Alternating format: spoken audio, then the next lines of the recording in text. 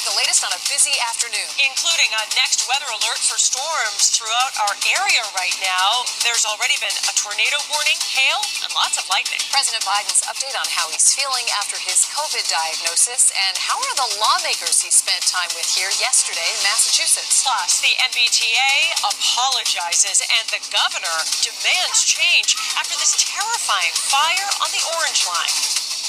WBZ News at 5 starts now. And we begin with that next weather alert, a severe thunderstorm warning right now for parts of southern New Hampshire. We have been tracking threatening storms all afternoon. A short time ago, where we had a tornado warning, which included Athol, where this video was taken, you can see the wind just whipping around and a torrential downpour, but there's no confirmation of a tornado tonight. Now, there was hail. A viewer shot this in Athol. It is tough to see it there, but you can maybe make out those hailstones bouncing off the patio. And we'll be under this weather threat for a while. Most of the state is under a severe thunderstorm watch for a few more hours, but let's get right over to Chief Meteorologist Derek Fisher with your next weather alert. You got a lot going on. A busy day, hot day across the area, and we're watching a few more of these storms. As expected today, a lot of the action on the northwest side of Boston, and you can see those now, really focused toward New Hampshire. The stronger storms we had earlier today coming across northern Massachusetts. Now, we still have a severe thunderstorm warning for this one that's coming into Kingston, over toward Hampton as well. Some rainfall in the northern parts of the Merrimack Valley. That warning is up until 5:30 as it makes its way over toward the seacoast. Again, some strong wind gusts, some small hail, and plenty of heavy rainfall along with it. Some of that heavy rain in Kingston and heading down toward Haverhill. So if you're right along the border here, you should get at least some rain, and then heading over toward Newburyport and up the 95 corridor. Also have a new severe thunderstorm warning here around Keene across much of Cheshire County. Excuse me. Doesn't happen very often. Severe thunderstorm warning for this line that's coming across the Connecticut River. A lot of lightning with this one, some really heavy rain again, and some very strong wind gusts. This is a pretty potent line of thunderstorms as it makes its way all across Cheshire County and will likely push over toward Hillsborough County in about 45 minutes to an hour.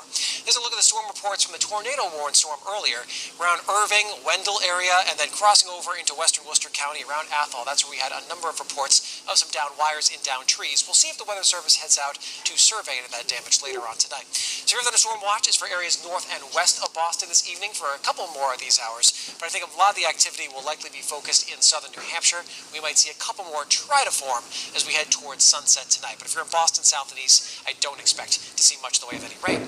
Now, the heat wave continues, and it could actually get hotter. We'll take a look at that into the forecast coming up. Paula? All right, Eric, thanks. Stay with WBZ for the very latest on these storms, and to get updates anytime, download our app to your phone. The latest now on breaking news in Washington, D.C., where President Biden has tested positive for COVID.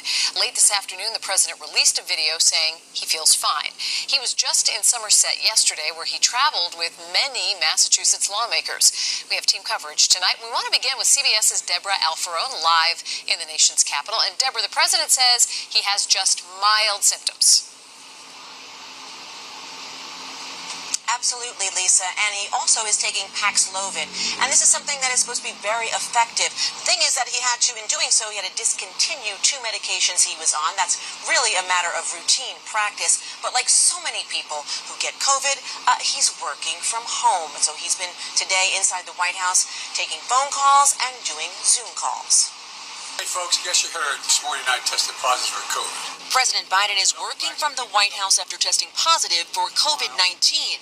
Thursday afternoon, he tweeted out this video, speaking directly to the camera from the White House balcony. Symptoms are mild, and I really appreciate your inquiries and concerns. The president recently returned from the Middle East and was in Massachusetts Wednesday, where he came into contact with several members of Congress. I understand that the symptoms are light.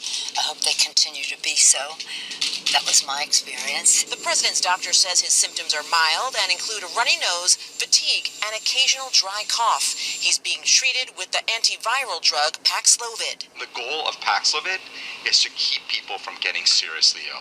President Biden, who is 79, has been reminding Americans that he's been vaccinated and boosted twice. Every American deserves access to the best vaccines, the best treatments, and they are widely available.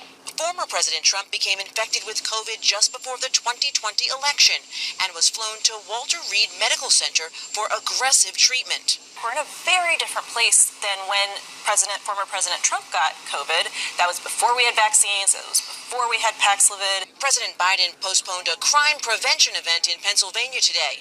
The White House says he will continue to carry out all of his duties in isolation until he tests negative. And the White House medical unit says they're going to inform people who have been deemed by the CDC to be close contacts via phone and email today. Obviously, lots of people that the president was in close contact with yesterday. Paula. Deborah Alfarone at the White House, thank you. When the president flew to TF Green for his trip to Somerset, 4 members of the Massachusetts congressional delegation flew with him. One of them, Congressman Jake Auchincloss, who tweeted pictures of himself with the president yesterday. WBZ's Brandon Truitt joins us live in studio now. And Brandon, all those people would be considered close contacts of the president. They're certainly not alone. Well, Paula, you have